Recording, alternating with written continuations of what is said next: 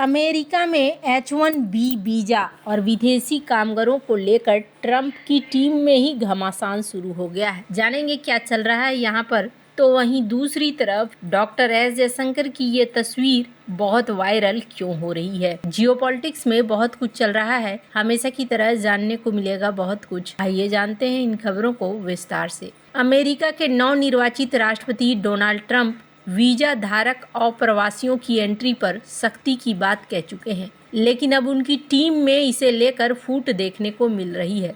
Social media पर Elon Musk और विवेक रामास्वामी ने कुशल श्रमिकों के लिए वीजा कार्यक्रम के विस्तार का समर्थन किया है। मस्क और रामास्वामी ने H-1B वीजा पर काम करने वाले विदेशी श्रमिकों का बचाव किया। उन्होंने तर्क दिया कि अमेरिकी टेक कंपनियों को कामकाज के लिए इनकी जरूरत है। हालांकि ट्रंप के कई समर्थकों ने इसे उनके प्रशासन के सख्त इमिग्रेशन नीतियों के खिलाफ बताया। मस्क और रामास्वामी को ट्रंप ने अपने प्रशासन में डिपार्टमेंट ऑफ गवर्नमेंट एफिशिएंसी का नेतृत्व करने के लिए चुना है। एलन मस्क ने इंजीनियरिंग प्रतिभाओं को देश में लाने की वकालत करते हुए इसे खेल टीमों में बेहतरीन खिलाड़ियों की भर्ती करने जैसा बताया है। रामास्वामी ने कहा कि अमेरिकी संस्कृति के कारण देश की प्रतिस्पर्धा पर असर पड़ा है। ट्रंप के समर्थकों जैसे लौरा लूमर, एना कुल्टर और मैट गेट्ज ने इस विचार का विरोध किया है, जबकि पूर्व राजदूत निकी हेली ने अमेरिकियों को प्राथमिकता देने की बात कही है। H-1B वीजा प्रोग्राम के तहत हर साल 65,000 कुशल श्रमिकों को अमेरिका में आने की इजाज़त मिलती है। अपने पहले कार्यकाल में ट्रंप ने इस वीजा प्रोग्राम पर सख्ती दिखाई थी, लेकिन हाल के दिनों में वे कुशल विदेशी श्रमिकों के लिए अधिक सहिष्णु दिखे। ट्रंप ने 2024 के चुनावी अभियान में संकेत दिया था कि किसी विदेशी नागरिक ने अमेरिकी विश्वविद्यालय से स्नातक किया हो, उन्हें कानूनी स्थिति देने के प्रति वो खुले हुए हैं। बुधवार को सोशल मीडिया पोस्ट पर मस्क ने कहा कि अमेरिकी टेक कंपनियों को आज अमेरिका में काम कर रहे इंजीनियरों की दुगनी संख्या की जरूरत है। उन्होंने लिखा, अगर आप अपनी टीम को चैंपियनशिप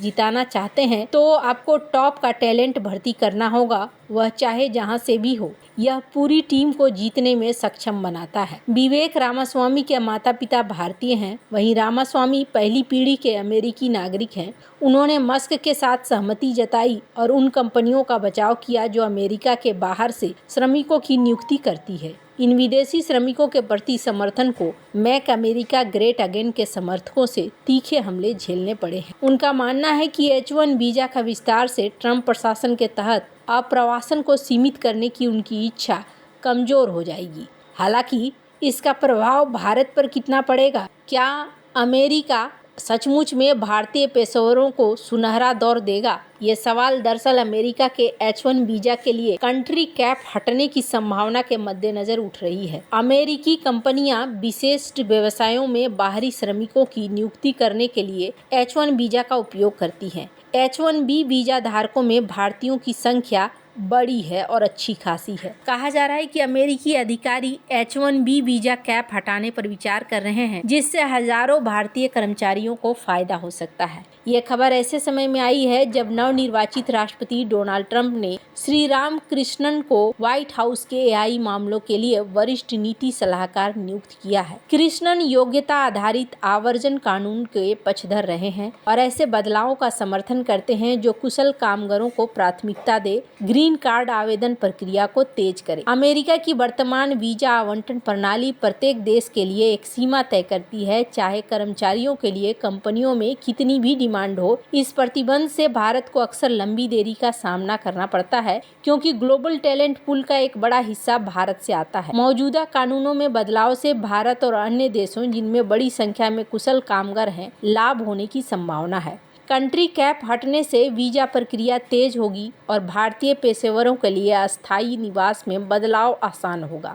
ये कई विदेशी कर्मचारियों को परेशान कर रही नौकरी की अनिश्चितता को भी कम करेगा। हालांकि विशेषज्ञ इस बात पर जोर दे रहे हैं कि यदि नियमों में बदलाव किया जाता है तो संतुलन बनाने और ये सुनिश्चित करने की आवश्यकता है कि H-1 वीजा सिस्टम का दुरुपयोग न हो। नए लोगों को डर है कि इससे अमेरिकी नौकरी बाजार और ज्यादा प्रतिस्पर्धी हो सकता है और स्थानीय लोगों को बेहतर अवसरों से वंचित कर सकता है। ये घटनाक्रम निवर्तमान अमेरिकी प्रशासन की ओर से H-1B वीजा नियमों में ढील देने की घोषणा के कुछ ही दिनों बाद आया है। जो बाइडेन के नेतृत्व वाले प्रशासन ने नियोक्ताओं और कामगारों को अधिक लचीलापन प्रदान करने के उद्देश्य से ये ढील दी थी। होमलैंड सिक्योरिटी डिपार्टमेंट की ओर से घोषित नए नियम विशेष पदों और गैर लाभकारी और सरकारी अनुसंधान संगठनों के लिए परिभाषा और मानदंडों का आधुनिकीकरण करते हैं, जिन्हें H-1B वीजा पर वार्षिक वैधानिक सीमा से छूट प्राप्त है। इससे अमेरिकी कंपनियों के लिए विशेष कौशल वाले विदेशी कामगारों को नियुक्त करना आसान हो जाएगा और F-1 छात्र वीजा से H-1B वीजा में आसानी से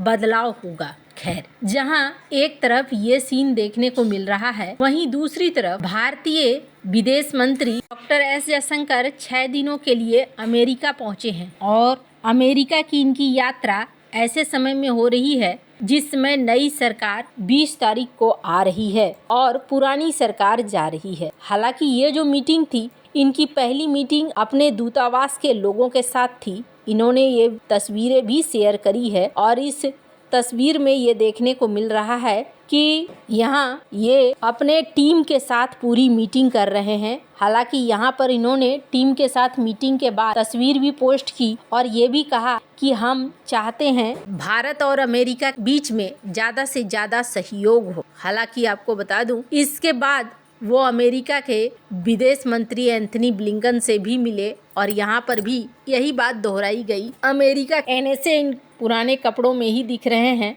ऐसा लगता है जैसे कि वो जानते हैं कि इस मीटिंग का कोई मतलब नहीं है। इसलिए मतलब नहीं है कि इस मीटिंग से आगे कुछ निकलने वाला है नहीं, ये भी बहुत अच्छे से जानते हैं। लेकिन ये जो है वॉल्ट्स, इनसे मुलाकात हुई है और इनसे जो मुलाकात हुई है वो भारत के लिए बहुत ज़्यादा मायने करती है, ये देखने को मिल रहा है। और ये जो चीज़ है ये फ़ायदेमंद है, इसलिए क्योंकि ये वो शख्स हैं जो चाइना के पक्के वाले विरोधी माने जाते हैं। डॉक्टर एस जयशंकर और वॉल्ट्स की मुलाकात ये बता रही है कि भारत अब ट्रम्प प्रशासन के लोगों के साथ भी मिल रहा है। ये बता रहा है कि भारत बहुत ही एक्टिव तौर पर इस दिशा में देख रहा है और इस दिशा में देखते हुए भारत आगे बढ़ रहा है कि हमें ट्रम्प प्रशासन के साथ किस तरीके से बातचीत करनी है और किस तरीके से आगे बढ़ना है। हालांकि कहा जा रहा है डॉक्टर एस जयशंकर के यहाँ पहुंचने के बाद ये भी देखने को मिल रहा है कि खालिस्तान के प्रदर्शन भी खूब हो रहे हैं, जो आजकल वैसे भी होते रहते हैं। पर ये जो इनका यहाँ पहुँचना है, ये पहुँचना बहुत ही ज़्यादा महत्वपूर्ण है। इसलिए महत्वपूर्ण है क्योंकि ये तय करता है कि आने वाले समय में भारत कैसे रिएक्शन देगा। अभी आपने भी देखा होगा कई बार कि अमेरिका के तरफ से भी दूतावास में कोई ना कोई आता रहता है, तो अब यहाँ से भी चीज़ें जा रही हैं और नीति निर्धारित हो रही है, जो बहुत ही ज़्यादा खास है। वैसे आपको क्या लगता है, इन सब मामले में आपकी क्या राय है, कमेंट कर ज़रूर बताएं। जल्द मिलते हैं अगले वीडियो में नई खबर के साथ।